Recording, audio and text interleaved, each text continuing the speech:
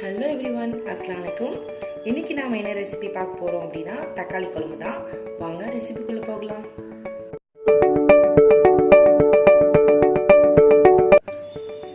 இதுக்கு என்ன தேவையான இன்கிரீடியன்ஸ் அப்படின்னு பார்த்தீங்கன்னா, ஒரு மீடியம் வெங்காயம் வச்சுருக்கேன், ஒரு பச்சை மிளகாய் வச்சுருக்கேன், கொஞ்சம் கறி லீவ்ஸ் வச்சுருக்கேன், 2 மீடியம் தக்காளி வச்சுருக்கேன். இந்த குவான்டிட்டி நான் சொல்கிறது 2 பேர் சாப்பிட்ற அளவுக்கு. வாங்க எப்படி செய்யலாம்னு பார்க்கலாம். இப்போது கடாயில் ஒரு 2 இல்லை 3 ஸ்பூன் அளவுக்கு ஆயில் சேர்த்துக்கலாம். இப்போது ஆயில் சூடாகிடுச்சு. இதில் 1/2 ஸ்பூன் கடுகு சேர்த்துக்கிறேன். கடுகு பொரிஞ்சிருச்சு. அடுத்தது இதில் 1 ஸ்பூன் உளுத்தம்பருப்பு சேர்த்துக்கலாம். அடுத்து 1 by 1 சேர்த்துக்கலாம்.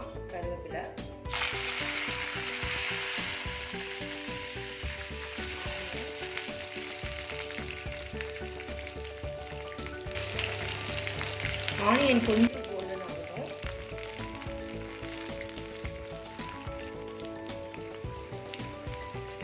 லைட்டாக வதக்கிடுங்க.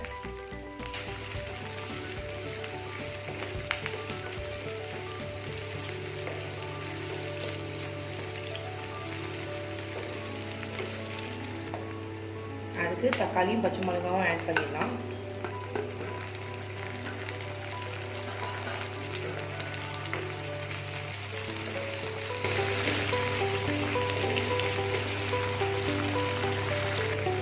இது கூட ஒரு துண்டு இஞ்சியை க்ரஷ் பண்ணி வச்சுருக்கேன், ஜஸ்ட்டு தட்டி வச்சுருக்கேன். இதை ஆட் பண்ணிக்கலாம்.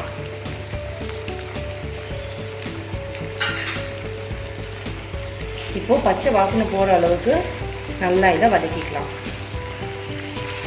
தக்காளி நல்லா வதங்கிருச்சு. அடுத்ததாக இதில் 1 by 1 மசாலா ஆட் பண்ணிக்கலாம்.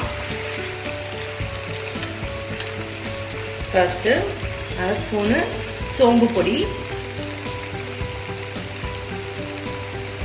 1/4 ஸ்பூன் மஞ்சள் பொடி,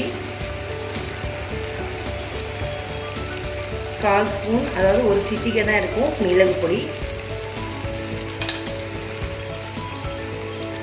அடுத்து 1/2 ஸ்பூன் அளவுக்கு மிளகாய் தூள் ஆட் பண்ணிக்கிறேன். காரத்துக்கு ஏற்ப நீங்கள் போட்டுக்கோங்க.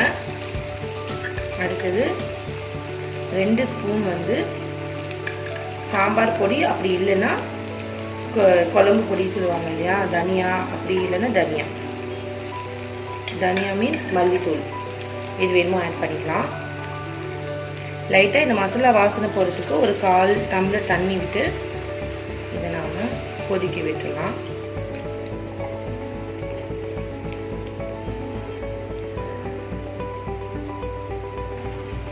இதில் ஒரு 1/2 ஸ்பூன் உப்பு சேர்த்துக்கோங்க. நான் கல் உப்பு சேர்த்துருக்கேன், நீங்கள் எந்த உப்பு வேணுமோ சேர்த்துக்கலாம்.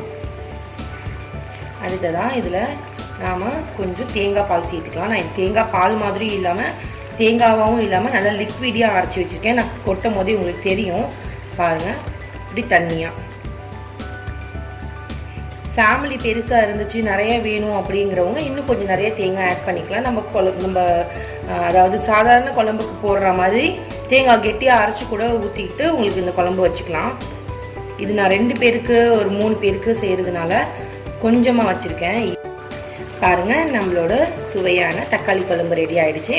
இதை நம்ம ரைஸ்க்கும் சாப்பிட்டுக்கலாம், சப்பாத்தி, தோசை, இட்லி, எதுக்கு வேணுமோ ஒரு நல்ல காம்பினேஷன் இது. கண்டிப்பாக இதை நீங்கள் ட்ரை பண்ணி பாருங்கள். உங்கள் ஃபீட்பேக் எனக்கு சொல்லுங்கள். என்னோட சேனலுக்கு மறக்காமல் சப்ஸ்கிரைப் பண்ணுங்கள். பக்கத்தில் இருக்க பெல் நோட்டிஃபிகேஷனையும் கிளிக் பண்ணுங்கள்.